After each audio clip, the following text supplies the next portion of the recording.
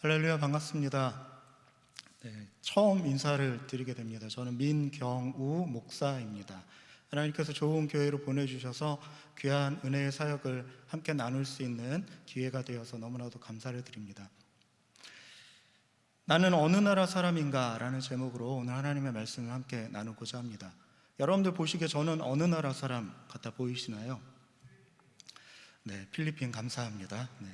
제가 안 그래도 젊었을 때 한 20대 때까지는 동남아 쪽 사람 닮았다는 이야기들을 종종 들었었습니다. 그래서 필리핀이니 캄보디아니 태국인이 사람 좀 닮았다라는 이야기를 듣다가 살이 좀 많이 쪘었거든요. 지금은 조금 빠진 상태인데 지금보다 한 10kg 이상 쪘었습니다. 그때는 살이 또 찌니까 중국 사람 같다고, 동남아에서 이제 중국 사람 같다라고 얘기했다가 지금은 살이 조금 어느 정도 빠지고 나니까 이제는 좀 한국 사람 다워 보입니다. 이렇게 고개 끄덕여 주셔서 감사합니다. 그렇게 이야기를 하십니다. 어느 나라 사람인지를 구분할 수 있는 여러 가지 방법들이 있거든요. 어느 나라 사람들이 저 사람이 어떤 나라 사람인지, 어느 나라에 살고 있는지를 구분할 수 있는 여러 가지 방법들이 있는데, 그 방법들이 공교롭게도 신기하게도 우리가 하나님의 나라의 사람인지 하나님 나라의 사람이 아닌지를 구분할 수 있는 동일한 적용이 가능하다라는 사실입니다. 당신은 어느 나라 사람입니까? 나는 하나님 나라 사람입니다. 우리 함께 따라해 볼까요? 나는 하나님 나라 사람입니다. 이제 본문 말씀을 통해서 나는 하나님의 나라의 사람은 어떤 사람인지를 살펴보고 과연 나는 그 하나님 나라의 사람의 모습과 같이 잘 살아가고 있는지 스스로를 돌아보며 확인해 볼 수 있는 은혜의 시간이 되기를 바랍니다. 자, 그러면 하나님 나라 사람을 알 수 있는 방법을 세 가지로 제가 구분을 해봤습니다. 첫 번째, 하나님 나라 사람인지를 알 수 있는 방법, 또한 더불어서 저 사람이 어느 나라 사람인지를 알 수 있는 첫 번째 방법은 바로 외적인 모습입니다. 외적인 모습이요. 자, 우리 17절 말씀을 같이 한번 읽어보겠습니다. 17절입니다. 시작. 형제들아, 너희는 함께 나를 본받으라. 그리고 너희가 우리를 본받은 것처럼 그와 같이 행하는 자들을 눈여겨보라. 아멘. 17절 초반절에 보면 바울 사도는 이렇게 고백합니다. 형제들아, 너희는 함께 나를 본받으라 라고 이야기합니다. 나를 본받고 그리고 그 후에 그와 같이 행하는 자들을 보라고 이야기를 합니다. 한국 사람인지를 구분할 수 있는 첫 번째 방법은 눈여겨서 그 사람의 외적인 모습을 보는 것입니다. 외적인 모습이라는 것은 피부색이 있을 거고요, 그리고 키가 있을 거고, 그리고 말하는 언어가 있을 겁니다. 우리나라 사람들 남성 평균 신장이 한 170 정도가 된다라고 합니다. 근데 전 세계에서 평균 신장이 가장 높은 나라는 네덜란드라고 하는데 자그마치 얼마인지 아십니까? 평균 신장이 190이랍니다. 평균이요. 더 큰 사람들도 많고, 그래서 유럽 지역에 나가서 키 큰 사람들이 무리지어서 돌아다닌다 그러면 사람들은 그 사람이 가서 어느 나라 사람인지 묻지 않고도 대부분 어느 나라 사람인지를 예상을 하냐면 저 사람들은 네덜란드 사람일 가능성이 아주 많겠구나라고 생각들을 하고 실제로 확인해 보면 그런 경우가 많다라고 합니다. 이 외적인 모습은 굳이 가서 확인하지 않아도 그 사람들의 그냥 겉모습, 보여지는 모습만 딱 보아도 저 사람은 한국 사람, 저 사람은 일본 사람, 저 사람은 캄보디아 사람, 이렇게 딱 구분되어지는 모습들이 있다라는 겁니다. 하나님 나라 사람들에게도 이러한 외적인 모습이 있는데 그 외적인 모습을 가장 잘 가지고 있었던 바울 사도가 그래서 이렇게 이야기를 했던 겁니다. 어떻게 해요? 나를 본받으라. 내가 하나님 나라 사람처럼 모습을 가지고 있고 그렇게 살아가고 있으니까 나를 본받아라 라고 이야기를 했던 것입니다. 그리고 더군다나 거기서 17절 이후에 후반절에 뭐라고 이야기합니까? 너희가 우리를 본받은 것처럼 그와 같이 행하는 자들을 눈여겨보라 라고 합니다. 무슨 말씀이에요? 보면 보인다는 겁니다. 교회 다니는 사람들은요, 보면 보여야 합니다.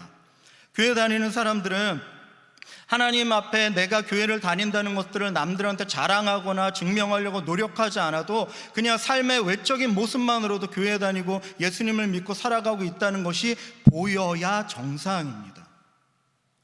가장 대표적으로 보일 수 있는 외적인 모습은 바로 언어일 것입니다. 말. 그리스도인들은 말이 달라야 되죠. 자, 우리 성경 말씀 함께 찾아보겠습니다. 요한일서 4장 6절 말씀 함께 읽어보겠습니다. 시작. 우리는 하나님께 속하였으니 하나님을 아는 자는 우리의 말을 듣고 하나님께 속하지 아니한 자는 우리의 말을 듣지 아니하나니 진리의 영과 미혹의 영을 이로써 아느니라. 아멘. 하나님을 믿는 사람들의 구분되어진 그 말을 듣고 믿고 따를 수 있고, 또한 그 말을 공통적으로 공용적으로 사용할 수 있는 외적인 모습이 우리에게 있어야 한다는 것입니다. 그리스도인들은 말하는 것이 달라야 합니다. 똑같이 힘들고 어려운 상황 가운데서도 죽겠다, 못 살겠다, 불평하고 하나님 앞에 저주하는 것이 아니라 하나님의 인내하고 하나님께서 택하신 길을 이끌어 가실 것이라는 것을 믿고 믿음으로 하나님을 기다리며 기도하며 찬양할 수 있는 말들이 우리에게서 나와야 한다는 것입니다. 힘들 때 죽겠다 하는 것은 그리스도인들의 말이 아닐 것입니다. 자, 첫 번째, 하나님의 나라의 사람들을 구분할 수 있는 첫 번째 방법은 외적인 모습이었습니다. 그러면 두 번째로 하나님의 사람인지를 구분할 수 있는 두 번째 방법은 문화적인 모습입니다. 문화적인 모습. 첫 번째 요소인 외적인 요소는 저희들이 어쩔 수 없는 부분들이 참 많습니다. 제가 키가 좀 작은 편입니다. 초등학교 6학년 때까지 지금 키가 초등학교 6학년쯤 키였거든요. 그 당시에는 모든 친구들이 저보다 머리 하나 밑에 있었어요. 그래서 아주 높은 곳에서 높은 공기를 맡으면서 살다가 그때부터 멈추니까 이제 친구들이 추월을 하기 시작하더라고요. 이 키는 저도 크고 싶었으나 제가 어떻게 할 수 있는 부분이 아니었습니다. 외모도 마찬가지로 제가 처음 태어났을 때 이렇게 생겨지기를 원하여서 부모님에게 꼬고 또는 하나님에게 요구할 수 없었던 부분이거든요. 한국 사람인 줄 알 수 있는, 그리고 하나님의 사람인 줄 알 수 있는 이 외적인 부분은 우리가 자의적으로 어쩔 수 없는 부분들이 상당히 많은 것은 사실이지만, 이 두 번째 모습, 문화적인 모습은 내 능력과 내 의지와 내 의도를 아주 많이 적용할 수 있는 구분점이 된다라는 사실입니다. 한국인의 대표적인 문화 두 가지만 시간이 짧기 때문에 살펴볼 텐데 어떤 것이 있을까요? 첫 번째는 인사법입니다. 한국 사람들은 어떻게 인사하죠? 한국 사람들은 고개를 숙여서 허리를 숙여서 이렇게 목례로 허리를 숙여 인사를 합니다. 각 나라마다 인사하는 것들이 참 여러 가지가 있는데 한국은 목례로 인사를 하고요, 서양 쪽에서는 악수로 인사를 하는 경우가 많습니다. 그리고 프랑스인들은 뺨을 맞대는 비주라고 하는 인사법으로 인사를 합니다. 그리고 에스키모인들은 에스키모인들 중에 한 부족들은 인사를 할 때 따귀를 때린답니다. 뺨을 때리는 걸 그들의 인사법으로 사용을 한대요. 그래서 정말 친하고 소중하게 생각하고 가까운 사람일수록 뺨을 어떻게 때릴까요? 세게 때릴까요? 살살 때릴까요? 세게 때린답니다. 가깝고 좋아하는 사람일수록 뺨을 세게 때리는 게 인사법이랍니다. 그래서 예배 마치시고 저와 에스키모식으로 인사하고 싶으신 분들은 한번, 저희가 아직은 그렇게 가깝지 않으니까 살짝 그렇게 인사법으로 사용하기도 합니다. 한국 사람들이 외국 사람들, 여러 나라 사람들이 만났을 때 인사하는 모습을 볼 때 고개를 숙여서 허리를 숙여서 인사하면 저 사람은 한국 사람이구나 라고 알 수 있는 문화적인 요소가 됩니다. 두 번째 문화적인 요소는 뭐가 있냐면요, 대표적으로 음식입니다. 음식. 여러분들 한국식 많이 드시죠? 한식. 우리나라에는 워낙 음식 문화가 발달이 되어져 있어서 외부에서도 사 먹을 수 있는 게 중식도 많이 있고 일식도 많이 있고 서양식도 많이 있고 각 나라의 많은 음식들을 먹을 수 있습니다. 그 중에서도 한식을 대표하는 음식 하면 뭐가 떠오르시나요? 네, 누군가가 지금 계속 대답을 해주고 계셔요. 너무너무 감사합니다. 제가 아직 누군지 확인을 못해서 감사합니다. 한국인을 대표하는 음식이라고 하면 논의거리가 조금 있겠지만 대부분 김치라고 생각을 하실 겁니다. 각 나라마다 그 나라를 대표하는 음식 종류들이 있거든요. 이탈리아 하면 뭐가 떠오르십니까? 네, 피자가 떠오르고 스파게티도 떠오르고, 일본 하면 초밥, 스시가 떠오를 겁니다. 그리고 벨기에 하면 혹시 떠오르시나요? 벨기에가 초콜릿으로 아주 유명하다라고 합니다. 프랑스 하면 와인이 떠오르고요. 각 나라를 대표하는 그런 음식들이 있지만 한국인에게 있어서 김치는 일본인의 스시보다 벨기에인의 초콜릿보다 훨씬 더 문화적으로 끈끈한 역할을 하는 게 바로 김치입니다. 일본에서 일본을 대표하는 음식이 스시라고 하지만 각 가정마다 스시를 보관할 수 있는 장치라든지 냉장고라든지 그런 것들이 존재하는 것들은 없습니다. 벨기에도 마찬가지고요. 근데 한국 사람들은 대부분의 가정에 무엇이 있습니까? 김치를 저장할 수 있는 김치 냉장고라는 게 존재를 하죠. 그리고 음식을 나와도 김치만으로, 이탈리아가 아무리 피자로 유명한 나라이지만 피자만 가지고 한 끼 식사를 대처하는 경우는 극히 드물다고 하더라고요. 근데 한국 사람들은 어떻습니까? 김치를 주식으로 해서 김치국을 끓이고 김치 볶음밥을 하고 그리고 곁들여서 생김치를 먹고 그리고 입맛에 따라서 묵은 김치, 익은 김치를 곁들여서 먹기도 합니다. 모든 음식, 한 끼 식사를 모두 다 김치로 준비를 해서 먹을 수도 있을 만큼 한국인에게 있어서 김치라는 것은 아주 중요한 문화적인 특징 중에 하나라는 사실입니다. 그렇다면 그리고 그런 일들도 있죠. 외국인들이 한국에 와서 한국에서 생활을 하다가 김치를 이렇게 잘 먹는 걸 보면 그럴 때 한국 사람들이 그 사람을 보면서 뭐라고 또 표현합니까? 야, 저 사람 한국 사람 다 됐네 라고 이야기를 합니다. 왜 그래요? 태생은 외국 사람이었고 겉모습을 봐도 외국 사람이지만 먹는 문화적인 모습을 보니까 김치를 너무 잘 먹는 거예요. 그러면 저 사람이 이제 문화적으로 한국 사람이 다 됐구나라는 그 표현을 에둘러서 이렇게 이야기하는 것입니다. 그렇다면 한국 사람 말고 하나님 사람이 되는 그 문화적인 요소는 어떤 것이 있을까요? 문화는 삶의 방식이고요. 문화는 생각입니다. 내가 어떻게 살아가는지 그리고 내가 어떤 방식으로 생각하는지가 우리의 문화적인 요소를 나타낼 수 있는 방법인데 오늘 본문 말씀에 그러한 성경적인 하나님 사람이 갖고 있는 문화적인 모습을 살펴볼 수가 있습니다. 본문 18절 19절 말씀 함께 읽어보겠습니다. 18절 19절입니다. 시작. 내가 여러 번 너희에게 말하였거니와 이제도 눈물을 흘리며 말하노니 여러 사람들이 그리스도의 십자가의 원수로 행하느니라. 그들의 마침은 멸망이요 그들의 신은 배요 그 영광은 그들의 부끄러움에 있고 땅의 일을 생각하는 자라. 아멘. 문화적인 방식, 문화는 삶의 방식이고 그리고 그 사람의 생각의 방식이라고 말씀을 드렸습니다. 오늘 본문에서는 천국 시민, 하나님 나라 사람들의 생활 방식을 설명하지 않고 반대로 하나님 나라에 살고 있지 않은 사람, 하나님 나라 사람이 아닌 사람들이 어떻게 살아가고 어떻게 생각하는지를 반대로 보여주면서 하나님 나라의 사람들이 어떻게 생각하는지를 나타내주고 있습니다. 천국 시민이 아닌 사람들, 하나님 나라 사람이 아닌 사람들의 가장 큰 삶의 방식과 생각은 무엇입니까? 바로 욕심과 멸망이라는 겁니다. 이런 사람의 특징은 우리 이 19절 말씀을 제가 한번 읽어보겠습니다. 그들의 마침은 멸망이요 그들의 신은 배요 그 영광은 그들의 부끄러움에 있고 땅의 일을 생각하는 자라. 하나님 나라에 살고 있지 않은 사람들은 무엇을 생각하냐면요, 신이, 그들이 바라는 절대자가 바로 배라고 합니다. 여기서 나타내는 배는 먹는 배도 아니고 물 위에 둥둥 뜨는 배도 아니고 우리 몸속에 가지고 있는 위장, 배를 이야기합니다. 그래서 욕심을 나타내는 거예요. 그들이 믿는 신은 자기의 배를, 자기의 사리사욕을 채우는 욕심이 바로 그들의 하나님이고, 하나님 나라 사람이 아닌 사람들은 하나님을 믿는 것이 아니라 그들의 배를 채울 수 있는 욕심을 믿고 그것을 따른다라는 것입니다. 그리고 19절 후반절에 뭐라 말씀합니까? 땅의 일을 생각한다라고 말씀합니다. 하나님 나라 사람이 아닌 사람들은요, 자기의 배를 채우고, 그리고 생각은 무슨 생각을 해요? 하나님 나라를 위해서 하나님 천국에 나의 곳간을 어떻게 쌓을 것인가를 생각하는 것이 아니라 땅의 일, 지금 살아있을 때 이 일만 생각한답니다.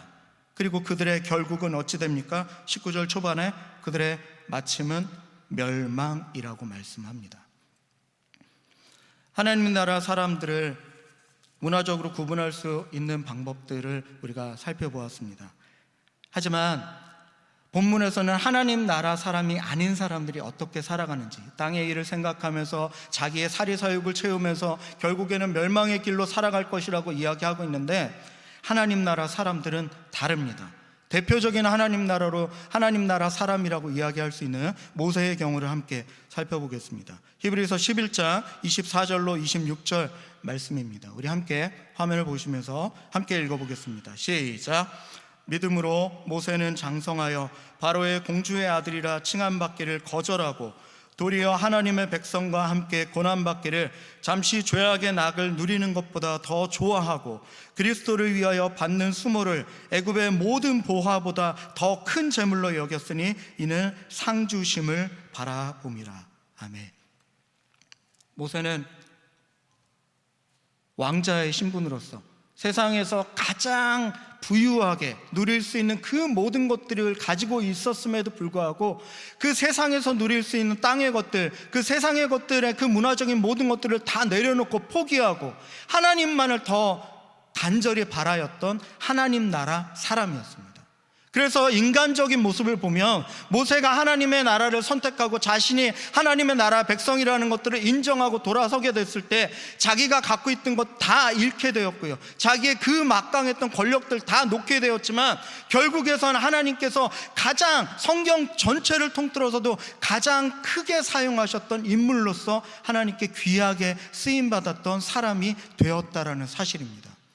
여러분, 땅은 결국에는 마침이 있습니다.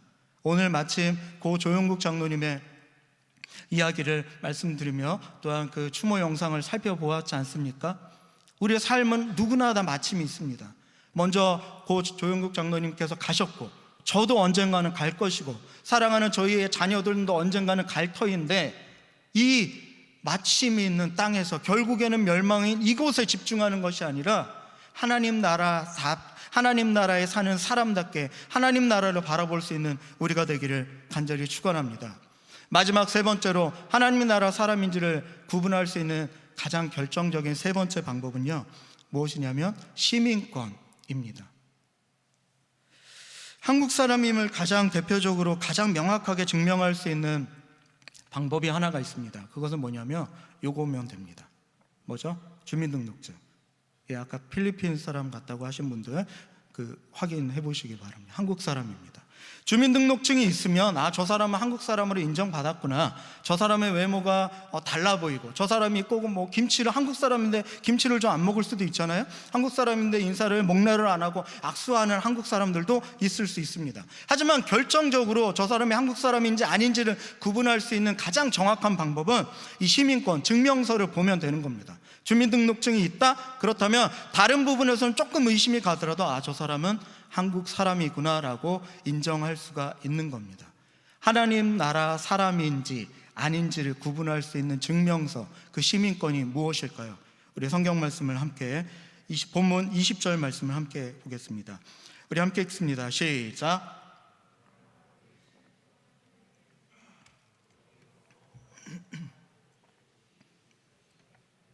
아멘. 우리의 시민권은 어디에 있다고요? 하늘에 있다라고 합니다. 본문에서는 다만 그 시민권이 어떠한 모양으로 나타나는지 구체적으로 명명하지는 않지만 성경 전체를 살펴볼 때 우리가 믿음으로 구원받을 수 있는 결정적인 이유, 우리가 하나님 나라의 사람이고 천국 시민임을 나타낼 수 있는 결정적인 증명서는 무엇이냐면 바로 우리의 믿음입니다. 여러분, 하나님을 믿으십니까? 예수님을 믿으십니까? 지금도 아멘이라고 화답할 수 있는 것이 여러분들의 믿음을 나타낼 수 있는 작은 증명서라는 사실입니다.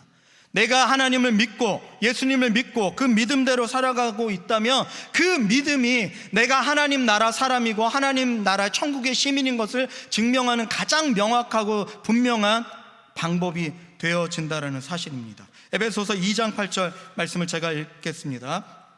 너희는 그 은혜에 의하여 믿음으로 말미암아 구원을 받았으니 이것은 너희에게서 난 것이 아니요 하나님의 선물이라. 우리의 신앙생활의 최종 종착지는 무엇입니까? 결국에는 천국에 입성하고 천국에 가서 하나님 나라에 구원받는 그 사실을 위해서 우리가 신앙생활하고 지금 이 시간에도 나와서 예배드리며 하나님 앞에 시간을 보내고 있지 않습니까? 우리가 구원받을 수 있는 가장 정확한 이유, 구원받을 수 있는 방법은 믿음으로 말미암아입니다. 그 믿음으로 구원받을 수 있고, 그 믿음으로 구원받을 수 있는 내가 바로 천국 시민이라는 사실입니다. 다른 것들이 부족해도, 외모적으로 부족하고 문화적으로 하나님의 나라를 생각하면서 사는 우리의 삶의 모습은 조금 부족하더라도, 하나님을 믿고자 하는 그 믿음과 하나님 믿음대로 살고자 하는 그 마음이 있다면 우리는 천국 시민인 것입니다. 대표적인 예가 성경에 나타납니다. 외적으로도 천국 시민 같지 않았고요, 문화적으로도 전혀 천국 시민답지 않았던, 하나님 나라 사람 같지 않았던 사람인데, 이 믿음이 있어서 천국의 시민이 된 사람이 있습니다. 성경을 함께 보겠습니다. 누가복음 23장 42절 43절 말씀을 함께 보겠습니다. 함께 읽습니다. 시작. 이르되 예수여 당신의 나라에 임하실 때에 나를 기억하소서 하니, 예수께서 이르시되 내가 진실로 내게 이르노니 오늘 내가 나와 함께 낙원에 있으리라 하시니라. 아멘. 예수님께서 십자가에 못 박히셔서 고통당하실 때 예수님의 양 옆에는 강도와 다른 죄수들이 매달려 있었습니다. 그 중에 한 면에 있었던 죄수가 예수님께 이렇게 고백하죠. 당신의 나라에 임하실 때 나를 기억하소서. 이 죄수는요, 외적으로 전혀 하나님 나라 사람답게 보이지 않았습니다. 그의 삶의 방식이나 생각의 방식을 살펴보아도 전혀 하나님 나라 사람하고는 거리가 있습니다. 그 사실을 누구도 알까요? 본인도 알고 있었어요. 그래서 뭐라고 고백합니까? 예수여 당신의 나라에 임하실 때 저도 데려가 주세요, 저도 구원해 주세요, 이렇게 얘기 안 합니다. 뭐라고 얘기해요? 나를 기억하소서. 왜 그랬을까요? 민망한 겁니다.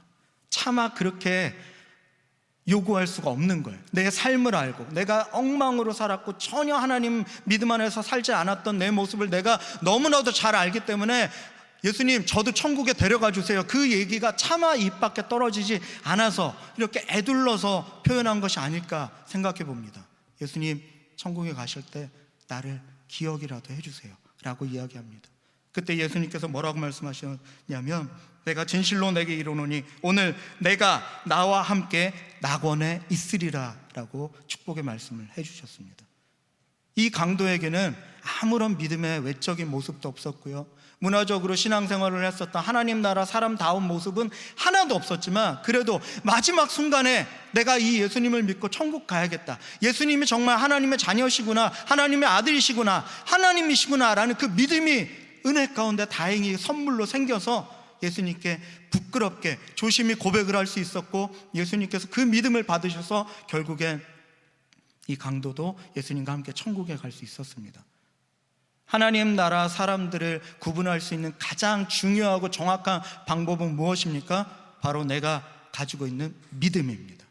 여러분들 그 믿음을 지켜나가실 수 있기를 간절히 소원합니다. 하지만 안타깝게도 우리는 그 믿음을 참 지키기가 어렵잖아요. 그렇죠? 하나님 나라 사람답게 사는 것도 잘 못하고요, 하나님 나라 사람의 문화를 가지고 하나님의 나라를 생각하면서 사는 것들은 더더욱 어렵습니다. 근데 다행스럽게도 오늘 성경 본문의 저자도 그러한 우리의 연약함을 알고 우리를 위로하십니다. 마지막 21절 말씀 함께 읽어보겠습니다. 21절입니다. 시작. 그는 만물을 자기에게 복종하게 하실 수 있는 자의 역사로 우리의 낮은 몸을 자기 영광의 몸의 형체와 같이 변하게 하시리라. 아멘. 하나님께서는 하실 수 있습니다.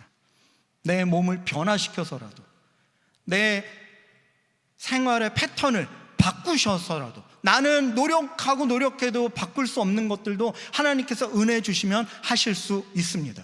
믿으십니까? 하나님 앞에 믿음의 하나님 나라 백성답게 살아가기를 소원하지만 부족한 모습은 우리에게 있잖아요. 그래도 나는 노력해도 할 수 없지만 하나님께서 우리를 바꿔주신다라고 우리를 위로하고 우리에게 권면하고 우리에게 소망을 주십니다. 그 믿음을 가지시고 하나님 나라 사람답게 살아갈 수 있는 우리 믿음의 성도님들이 될 수 있기를 간절히 소원합니다. 진짜 한국 사람이라도 한국 사람처럼 보이지 않는 사람들이 있죠.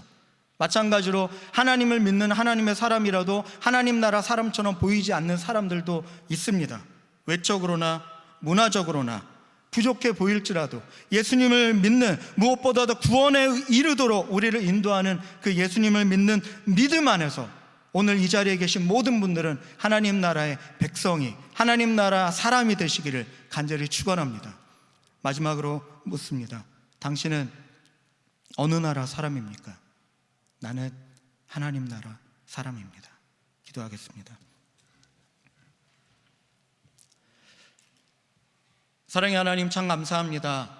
귀한 은혜 가운데서 하나님, 오늘 말씀을 통하여 나는 과연 어느 나라 사람인지, 하나님 나라의 사람인지, 땅에 속하여 사는 사람인지 우리를 돌아보며 살펴보았습니다. 하나님, 우리가 하나님 나라 사람으로 구분되어질 수 있는 여러 방법들이 있지만 하나님, 그 가운데서도 우리에게 믿음을 허락하여 주시옵소서. 하나님, 바꾸고자 하고 하나님 나라 사람답게 살고자 소원하지만 우리는 너무나도 부족하고 연약하여서 그렇게 살지 못하고 땅의 것들을 생각하며 하나님, 우리의 욕심을 채우며 살아갈 때가 또한 많음을 고백합니다. 하지만 주님, 우리의 이러한 연약함을 아시는 주님, 나를 돌아보시고 나에게 믿음 주시고 나를 변화시켜 주셔서 하나님 나라 사람답게 살아갈 수 있는 천국 시민들 될 수 있도록 인도하여 주시옵소서. 그렇게 하실 하나님을 기대하며 믿으며 감사드리며 예수 그리스도의 이름으로 간절히 기도드립니다.